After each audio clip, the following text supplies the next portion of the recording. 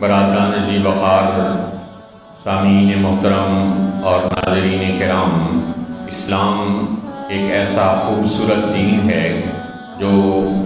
مسلمانوں کی دنیا اور آخرت کی کامیابی اور راحت کا ذریعہ ہے۔ جس طرح دین اسلام آخرت میں انسان کو راحت پہنچانے کا ذریعہ ہے، ایسے ہی دنیا میں بھی راحت کا ذریعہ ہے، اور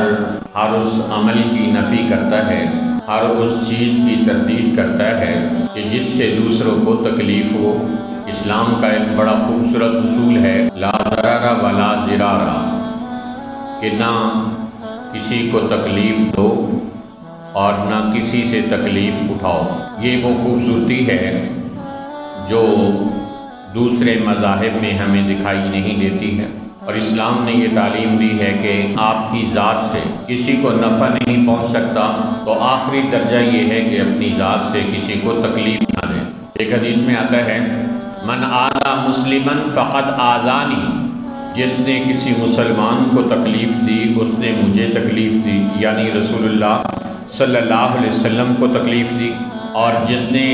مجھے تکلیف دی اس نے اللہ کو تکلیف دی۔ اور ایک بہت مشہور اور خوبصورت حدیث ہے، المسلم من سلم المسلمون من لسانہ و یدہ، مسلمان وہ ہے کہ جس کی زبان اور ہاتھ سے دوسرے مسلمان محفوظ رہیں۔ اور دوسری حدیث میں ارشاد فرمایا، المؤمن من امنہ الناس علی دمائہم و اموالہم، مومن وہ ہے کہ جس سے لوگ اپنی جان اور اپنے مال کے بارے میں